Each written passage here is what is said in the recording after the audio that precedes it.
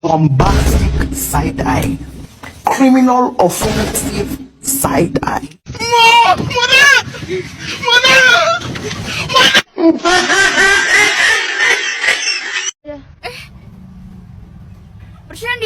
Bercanda.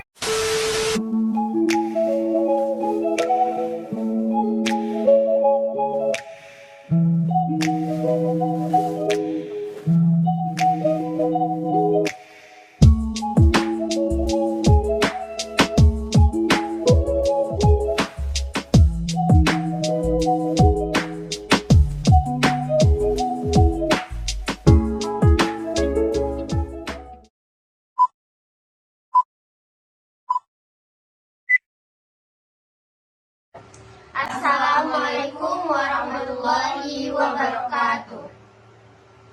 Alhamdulillahirabbil alamin. Wassalatu wassalamu ala asyrafil anbiya'i wal mursalin wa ala alihi wa sahbihi rasulillahi ajmain.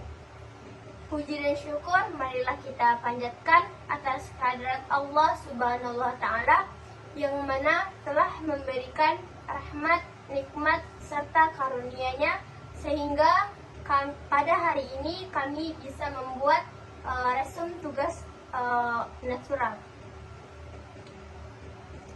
Tidak lupa pula salawat beringkan salam kita hadiahkan kepada pucuk pimpinan umat Islam sedunia, yakninya Nabi besar Muhammad Sallallahu Alaihi Wasallam.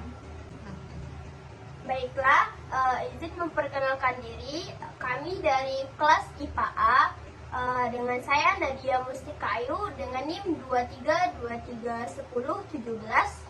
Saya Puasa Sabila dengan NIM 23231005.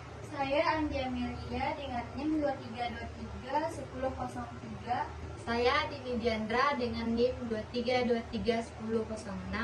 Saya Putri Najwa dengan NIM 23231021. Saya Nadifa dengan NIM 23231016. Baiklah, saya akan melanjutkan materi dari Nadia, yaitu apa saja yang dapat dikontrol dan apa saja yang tidak dapat dikontrol.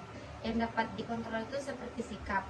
Sikap yaitu bawaan kita sehari-hari kepada orang tua kita, kepada teman atau kepada dosen. Dan pemikiran yaitu kita dapat mengontrol pemikiran kita seperti dapat berpikir positif setiap harinya. Dan kesehatan kita dapat menjaga kesehatan kita, dapat mengontrol kesehatan kita dengan makan makanan yang bergizi setiap hari dan tidur atau istirahat yang cukup. Dan keuangan kita dapat mengelola keuangan kita sendiri seperti tidak boros, tidak membelanjakan apa yang tidak perlu. Kita hanya dapat membelanjakan yang kita butuhkan, bukan yang kita inginkan.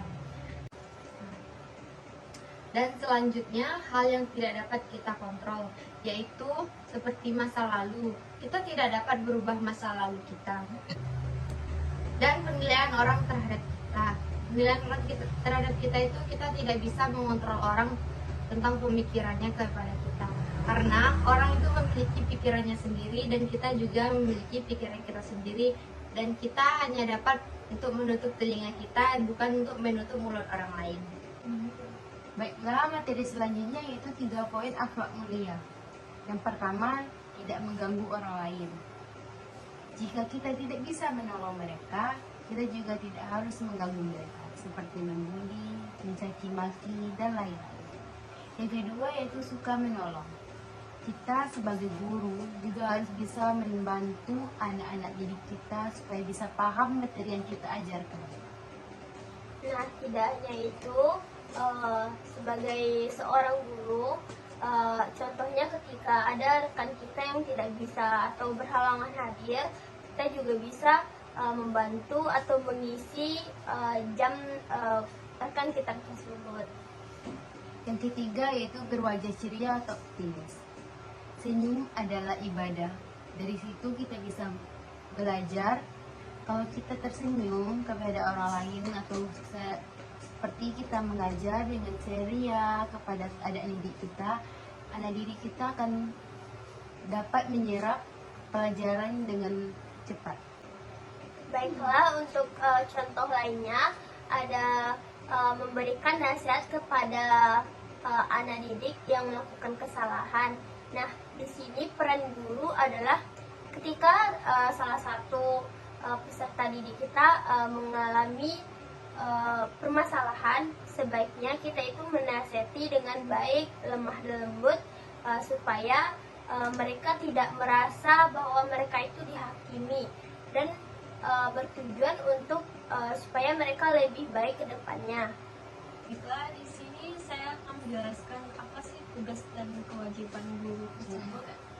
Yang pertama, menanamkan akidah yang benar dan menetapkan kualitas iman siswa pada saat proses belajar dan mengajar. Yang kedua, memberikan nasihat kepada peserta didik. Yang ketiga, lembut kepada anak didik dan mengajarkannya dengan metode yang baik dan juga bagus. Yang keempat, tidak menyebutkan namanya pada saat memberikan teguran. Yang kelima, memberi salam sebelum dan sesudah. Yang keenam, menerapkan sistem sanksi kepada anak didik yang salah.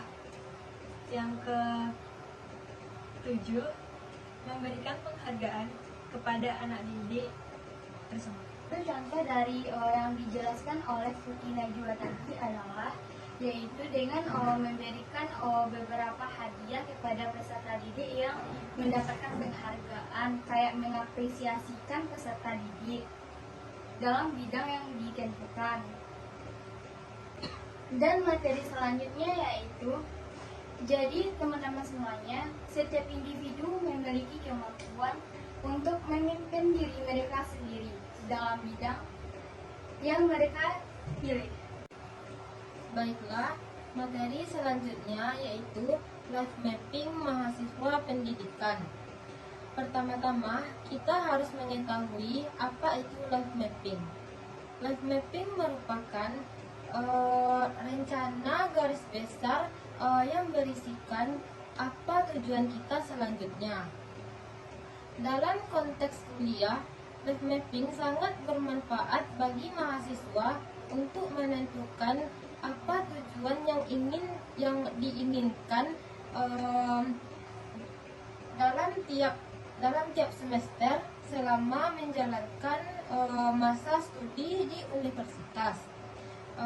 Seperti yang dikutip oleh Buya Hamka, kalau hidup hanya sekedar hidup, kira di rimba juga hidup. Kalau kerja hanya sekedar kerja, kerbau di sawah juga kerja.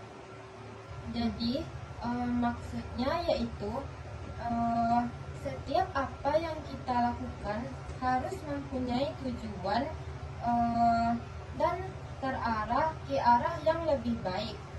Baiklah, kesimpulan untuk dari materi yang dijelaskan oleh teman-teman saya tadi adalah guru itu merupakan tenaga profesional yang memiliki tugas utama untuk mendidik, membimbing, maupun mengarahkan peserta didik agar dapat lebih baik lagi ke depannya.